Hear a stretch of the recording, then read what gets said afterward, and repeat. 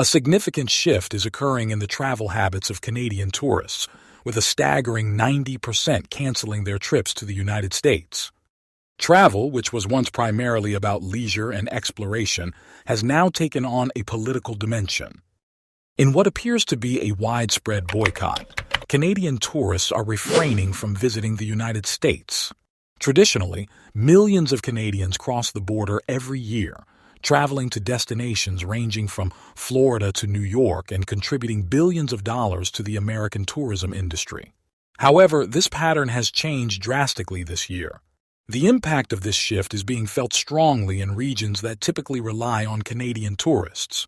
According to the Old Orchard Beach Tourism Council, Canadians have historically accounted for 40% of the visitors in the area. This year, however, those numbers have plummeted. Hotel operators such as Sterling Morse in Maine report that over 90% of their Canadian guests have canceled their reservations, leading to substantial losses for local businesses. This decline represents more than just a short-term financial setback. Canadian tourists have long been a dependable source of revenue for many American regions. The sudden drop in visitors is not only affecting local economies, but also straining the broader economic relationship between the two neighboring countries. The root cause of this phenomenon lies in escalating trade tensions and confrontational rhetoric between political leaders. For many Canadians, choosing not to travel to the United States is more than just a reaction to policy disagreements. It is a statement of national pride. Traveling across the border has traditionally symbolized a peaceful and mutually respectful relationship between the two nations. The deterioration of diplomatic relations has eroded this sentiment, prompting Canadians to use their travel choices as a form of protest against U.S. policies. This boycott goes beyond tourism. It signals a broader unwillingness to accept policies that undermine mutual respect. According to a report from the Maine Tourism Council, Canadian tourists contribute approximately $1.2 billion annually to the local economy. Their spending extends beyond hotel stays, encompassing retail purchases, restaurant visits, and entertainment activities.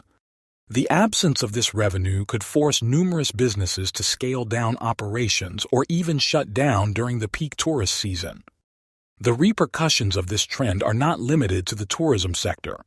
Other industries, such as transportation, hospitality, and retail, are also experiencing significant losses. Companies may struggle to replace Canadian customers, and in many cases, they are being forced to absorb declining profits while fixed costs remain unchanged. Given the fragile state of the economy, the absence of Canadian tourists is compounding financial struggles, pushing many small businesses to the brink of closure. Tourism is no longer just about visiting new places. It has become a powerful tool for political expression. When individuals choose to boycott a country, not because they dislike its attractions, but because they disagree with its policies, it becomes an assertion of national identity. With Canadians making up 40% of the tourists at Old Orchard Beach, this boycott is sending a clear message of dissatisfaction with U.S. policies. This emerging trend suggests that tourism is now a platform for expressing political views. The boycott by Canadian travelers reflects a form of resistance, and it could inspire similar movements from other nations. If more countries adopt this approach, tourism could become an influential means of signaling discontent with U.S. foreign policies. The decline in Canadian travel is not just an economic blow to the United States, it is also a lesson in international respect. When a nation withdraws from tourism and trade cooperation, it is not simply expressing displeasure. It is making a strategic move to safeguard its values and sovereignty. This development illustrates how tourism has evolved into an element of soft power, enabling countries to exert influence without direct confrontation. Canadians are sending a strong message to the United States. Respect is a two-way street. The broader implications of this shift remain uncertain. Will other nations adopt similar strategies?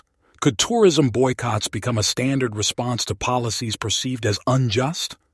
The future will reveal whether this trend is an isolated incident or the beginning of a global movement. Recent geopolitical developments indicate a broader pattern of economic and political realignment.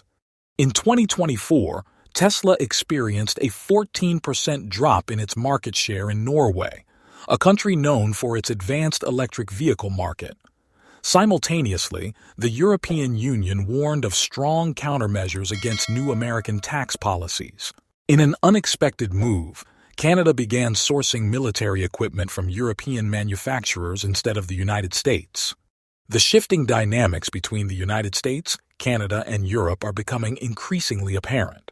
During a recent meeting with NATO's Secretary General, former U.S. President Donald Trump sharply criticized the European Union's trade policies.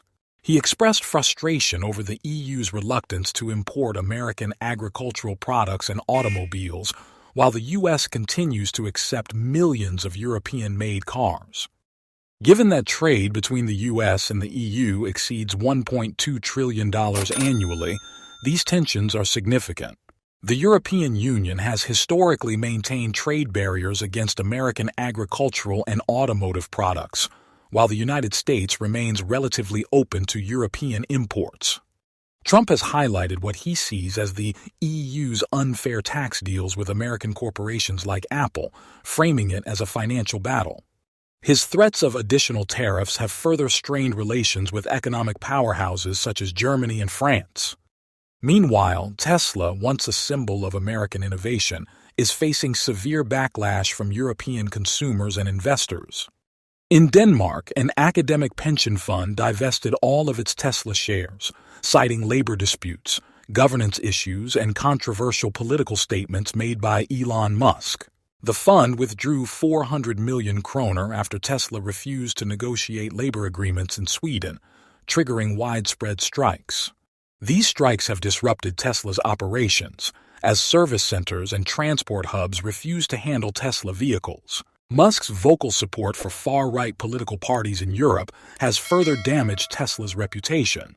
His endorsements of groups such as Germany's AfD, the UK's Reform Party, and controversial political figures in Italy and Romania have alienated a large segment of the European market. As a result, Tesla's market share in Norway has plummeted from 21.7% to 7.4% within a year. Public perception of Tesla has shifted dramatically, with positive opinions dropping from 19% to 11%, and negative views rising from 47% to 63%. In the UK, 59% of potential electric vehicle buyers have stated that they would avoid Tesla due to Musk's polarizing rhetoric. European regulators are also intensifying their scrutiny of Tesla, citing concerns over consumer safety and data protection. With competitors such as Volkswagen, Toyota, and China's BYD introducing more affordable and competitively priced models, Tesla is rapidly losing its market edge. Delays in the release of budget-friendly Tesla models have only exacerbated its struggles, further shifting consumer loyalty toward local and established brands. In a parallel economic shift, Canada is forming new economic and defense alliances with Europe.